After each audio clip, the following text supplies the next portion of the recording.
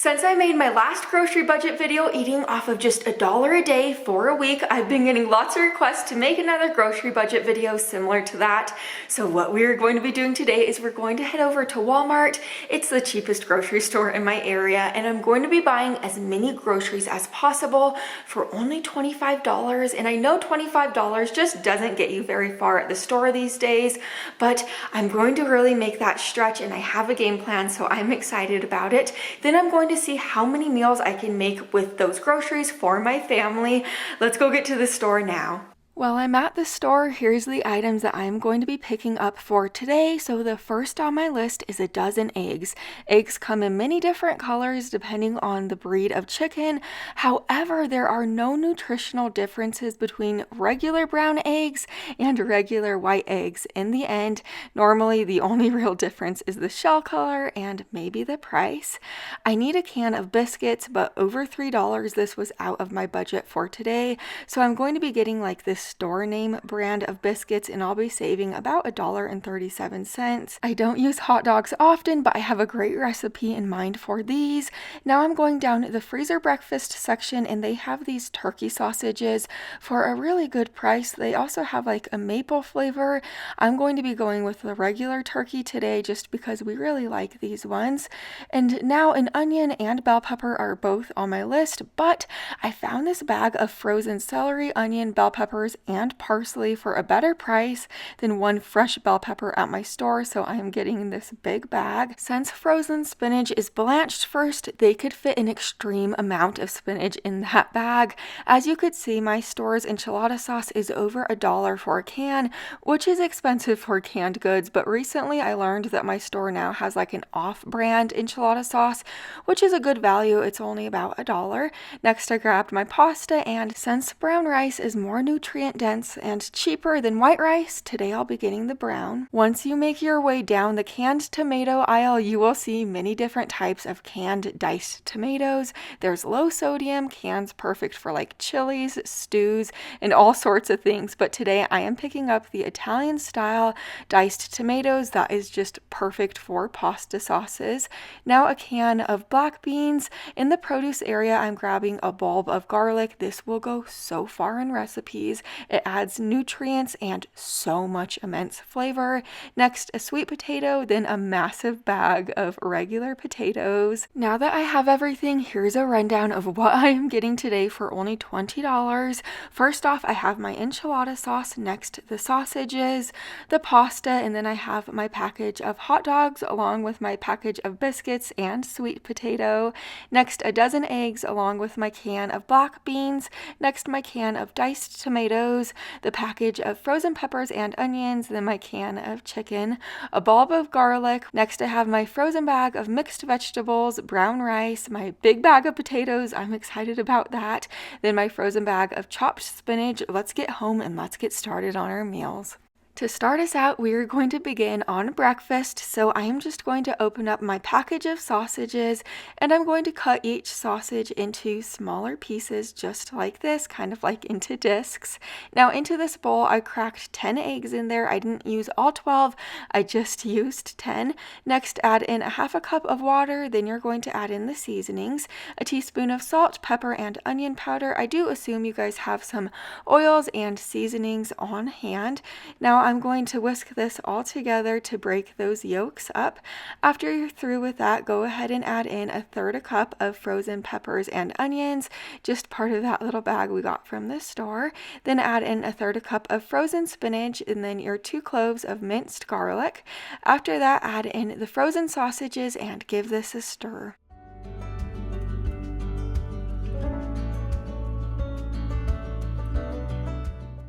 I have my can of biscuits right here. Cut each biscuit into 6 smaller pieces just like this.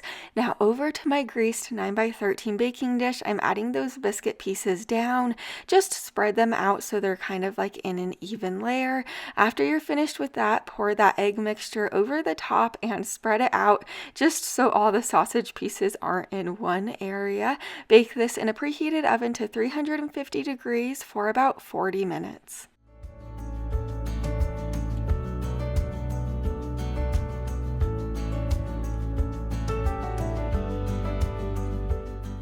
Here's what it looks like out of the oven. This casserole is so filling and delicious. It's full of so much protein and it has all of those different vegetables in it.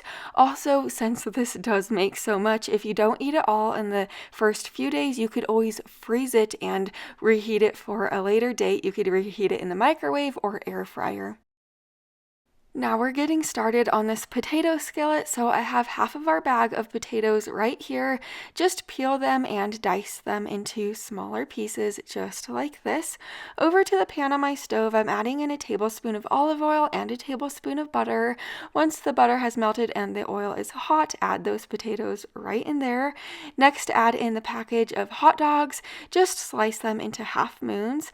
I'm adding in 2 cloves of our garlic now, along with a half a cup of our frozen spinach. Then add in a half a cup of the frozen peppers and onions. For the seasonings, I'm going to add in a teaspoon of salt, pepper, onion powder, oregano, and chili powder, but you could use any seasonings that you like or have on hand. Give this a stir and let this cook covered for about 10 to 15 minutes on a lower heat until the potatoes are tender. Add in about a half a cup of water if the potatoes start sticking too much, but then once the potatoes are tender, you could serve this up. This is really going to impress you, I promise. If you don't want to do this with hot dogs, you could always do this with different types of sausages like chicken sausage, turkey sausage, or smoked sausage.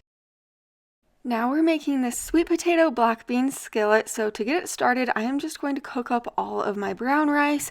I'm using this brown rice in 2 different recipes, but I am just batch cooking it all together right now. I added the rice into my Instant Pot along with 3.5 cups of water. Next, add in a tablespoon of olive oil and a dash of salt and pepper. Put the lid on top and press the rice button, and if you don't have an Instant Pot like this, you could always just boil up your rice on the stove. That will work just fine, but here's what the rice looks like once it is tender. Now I have my sweet potato right here. I am just going to peel and dice my sweet potato into smaller pieces. Over to the pan on my stove, I'm adding in a tablespoon of olive oil. Next, add that sweet potato right in there, along with a little dash of salt and pepper. Let the sweet potato cook for about 3 to 4 minutes on the stove to let that sweet potato get tender. But once the sweet potato starts to get tender, add in about 2 cloves of garlic. Let the garlic cook with the sweet potato for about 15 seconds or until it's fragrant. Next, add in 2 cups of that cooked rice along with 1 drained and rinsed can of black beans, a cup of our frozen spinach, and then for the seasonings, a teaspoon of salt, pepper, chili powder, and oregano. Give this a stir and let this cook together for about 8 to 10 minutes on medium heat. After everything is heated through, you could serve this up. You could do so many different variations of this. You can add like cheese to it. You could use different beans. You could use white rice instead of brown rice. You could use regular potatoes. You could really make it your own so easily. This is super good and super flavorful. This is also high in protein from those beans and has so many different nutrients in it. It's a great affordable meal. Veggie fried rice is one of my favorite meals to make when you don't have a lot of ingredients on hand. To the pan on my stove, I added 2 tablespoons of butter. Next, crack in the remaining 2 eggs that we didn't use for the egg casserole. Just scramble those eggs up right now and cook them through. Next, you're going to add in half of our bag of frozen mixed vegetables along with the remaining brown rice that we cooked up. Next, add in about a teaspoon of salt and pepper, then 3 tablespoons of low sodium soy sauce. I know grocery stores sell little packets of soy sauce if you don't have a big bottle for a pretty good price, but give this a stir and let the veggies become tender and then you could serve this up. Fried rice is one of those dinners that you could get so many meals out of just because the rice is super filling. You could throw so many different things in fried rice to really make it your own. You could add chicken, you could add shrimp or different types of beef. You could add more eggs to bulk it up, but we love fried rice just because it does make so many different meals for our family. Now I'm making this veggie pasta, so to get it started, to a large pot of boiling water, I'm adding in my 16 ounces of rigatoni pasta. Just cook it according to the package instructions. If you don't have rigatoni, you could use like spaghetti as a substitute or really any pasta. While I have this boiling away, over to this pan on my stove, I'm adding in my can of Italian-style petite diced tomatoes. Next, add in the remaining half a bag of frozen mixed vegetables. I'm also adding in the remaining frozen spinach that I have in my bag. Next, add in about 2 cloves of garlic. I'm just squeezing it right into my pot. And then Macy wanted to say hi. She was wearing her swim goggles, so she was very proud of herself. But now I'm going to add in the seasoning. So I'm adding in a teaspoon of salt, pepper, Italian seasoning, and oregano. Those seasonings really work well for this.